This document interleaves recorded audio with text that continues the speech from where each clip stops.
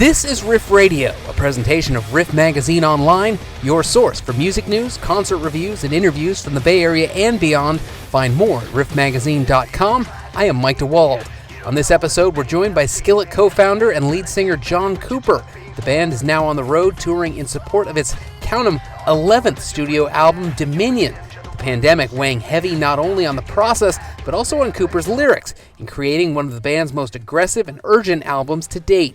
We now welcome John Cooper to RIFF Radio. Oh man, I'm so thrilled. Thank you for promoting the new record. I'm so pumped to talk about it. Let's rock. I was going to say, now that the record's out now, a great new record. How does it feel to have this project, that you worked on so long, to finally have it out to the people and fans hearing it? Just what's that feeling like as a musician? Well, it's always good to finally get the record out. People make jokes and they say it's like having a kid. You finally have the baby, the baby's finally here. But this one was even more that way. Well, in some ways, because we finished it quite a while back. It was like a 4-month lead up time. So we recorded the record extremely fast. So that's the one major difference. So usually we write for 2 years, sometimes 2.5 years, and we write like 50 or 70 songs. This time we wrote the whole record in about 4 months and only wrote about 16 songs. So in that sense, it was very quick, but then it was like, go, go, go, go, go. And then, okay, when we're releasing 5 months from now. And so, it feels good to have it out, but the fans love it. I hope that it's rocking their faces off. So I'm happy. Now, having that compressed process, how does that change the right? Are you not overthinking things as much? You're just kind of going with your gut and saying, let's do this. Yeah, exactly. It's funny because sometimes when you write music, you sit down and you think, what do I want to say to the world? And you craft it and you change it and whatnot. Other times it's like a song, it's like sudden inspiration. Or people remember in literature class, they do like stream of conscious writing, I don't know if you ever know what I'm talking about, but yeah, you just write what's on your mind and it comes out. I've written terrible songs and good songs both ways. But this record was very man, it was coming out of me. I realized I had so much I wanted to say, so much emotion. And I think that some of that comes from, obviously, from the last 2 years. It's just been so bizarre. And but the really saddening part of it to me is how I have watched people that I love affected so deeply, and fall into depression or substance abuse, and the way it's affected their families. I was really moved by that, and it just came out on these songs. And so the music needed to be urgent. And I think that's why this record feels a little heavier than our last records. It's quite aggressive. It's in your face. It's big sounding. And it needed to, because it's an urgent message that I think is a very hopeful message. That was going to be my next question. That a lot of these songs, you're dealing with, important topics, but a lot of the message, it kind of manifests itself in kind of more of a positive, or the ultimate, the ultimate message of the song. It ends up being a more positive, kind of uplifting message. Was that kind of the goal as you were writing these songs, to kind of take that hardship and turn it around?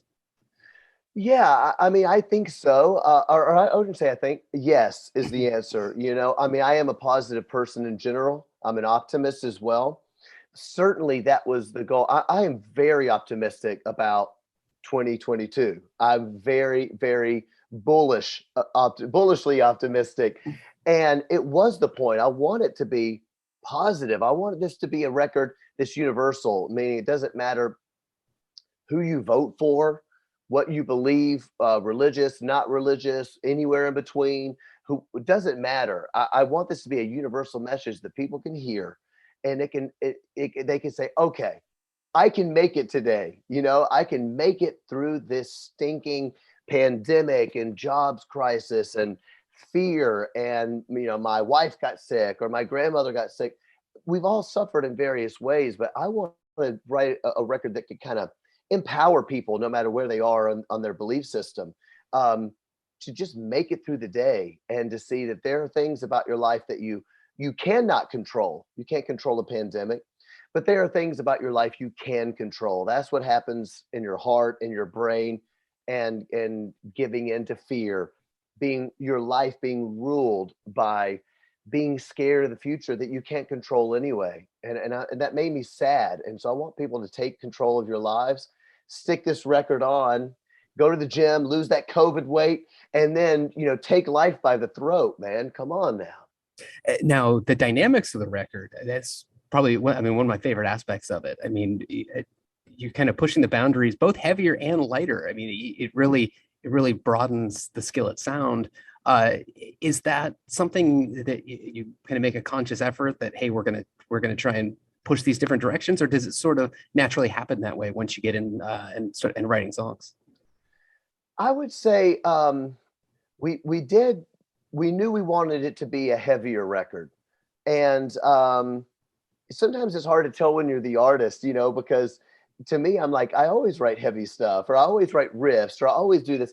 Sometimes it changes in the studio, and as the artist, you're kind of unaware. And I know that might sound really silly to some people, but it's almost like you're too close to it. It's almost like you don't notice that you're aging or putting on weight until you see a photo your kid takes of you, and you're like, who's that old fat guy? Oh, that's me. Okay, that's good. You don't notice these changes. You're in the studio, you're just rocking, you're doing what you do, and then it comes out, and then somebody goes, wow, that's really A, B, or C. I did know it needed to be aggressive because I knew that the lyrics felt very urgent. I did not expect the softer side. As you mentioned, there's a song on the record called Valley of Death that is probably one of the we've always done ballads. There's something about it that feels more like classical music or something. I don't really know. So it's classical sounding in its arrangement. Okay, maybe more like some 70s songs would be. And wasn't planning it. It just came out. That was the fastest song I wrote on the record. It's the only song I wrote on my own, and it's the fastest one. It just like, blah, it just came out. And I said to my wife, I said, tell me if this is good. And I sang it to her, and she was, as girls do, she was emotional about it, which is always a good sign. If you can make a girl cry, you could probably sell a lot of records. That's kind of it. That's the key that I've learned but anyway, so yeah, I think trying new things, trying the dynamics. We did some screaming on this record. I don't do a ton of screaming on old Skillet records, but I've done a little bit, and I was like, I want to do more of that. Sometimes you want to scream something, and so it went polarized. And now the process itself was different. I know some of it was remote, some of it was on tour. How did that change, I guess, the way it came together? Was that more challenging, or just a different animal? It's really funny, man. I did not. If you had told me a year ago, hey, John, you're going to record an entire record and never be in the same room as your producer, I would be like, no, I'm not. That's so dumb. Who would ever do that? Well, we did it. And I think basically what it was is this. I was, me and my wife, Corey, she plays guitar for Skillet. We were going to fly out to meet with our producer, we had some songs we wanted to work on, start writing the record, see how it went. COVID, it's just like things kept going up and down, things were open, things were closed, planes were happening, then they weren't. It just wasn't feasible. But I had this song I really wanted to work on. So I was like, can we do it on Zoom and just see how it goes? And my producer, Kevin, was also like, I don't really want to do it on Zoom, but I guess we have to. But we did. And it ended up going really well. And so we never were in the same room the entire project. We would record at my studio, send files to the producer. They would do their thing and send files back. One of the things I think that probably worked was that I was more open to their ideas than probably I would have been had I been there. I probably would have been like, I don't really like that chord, try something different.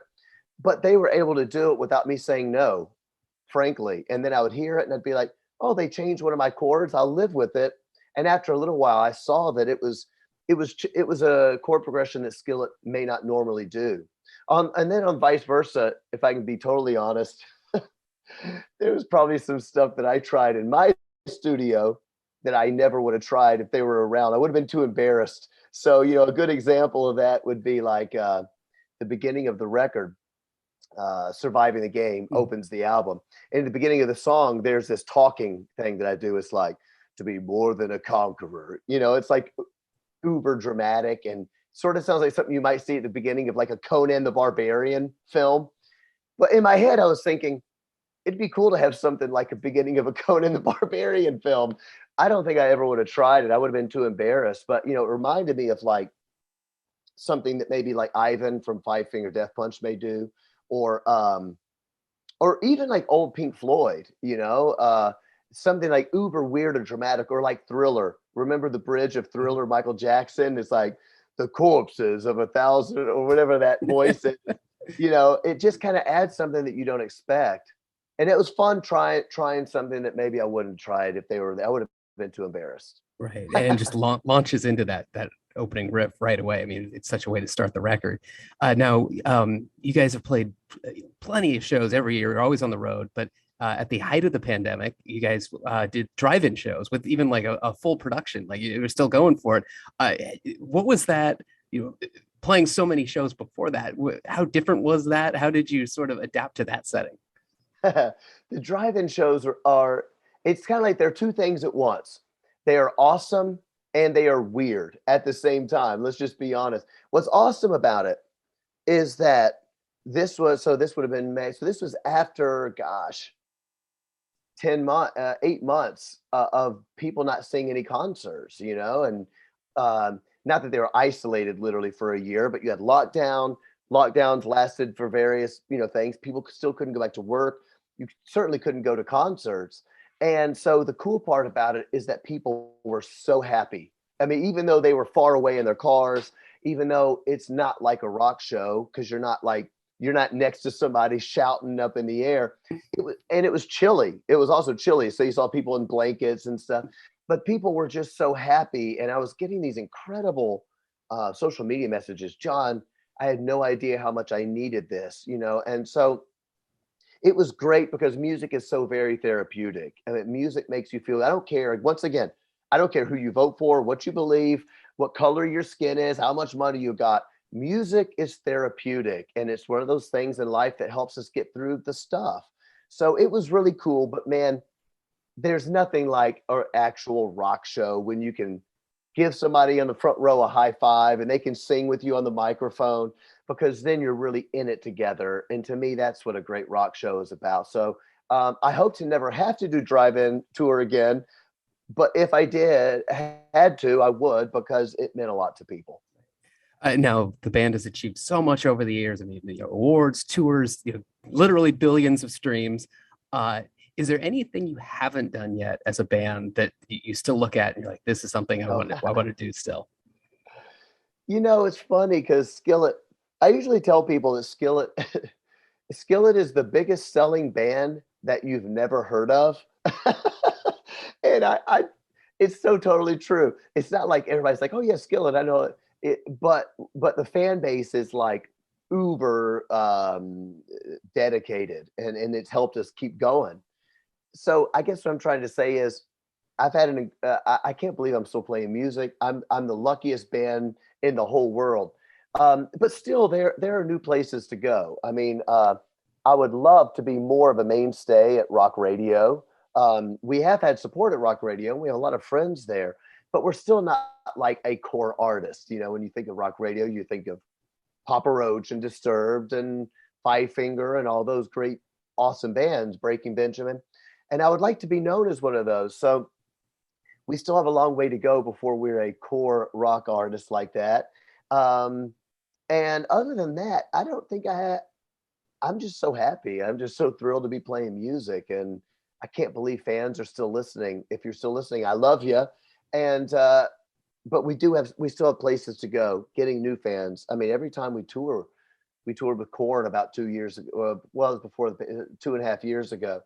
I could not believe the amount of Korn fans that did not know Skillet. I was like, this is crazy to me. It's a whole new audience that has not heard our music. And maybe until we got to Monster, then they're like, oh, they're the Monster band.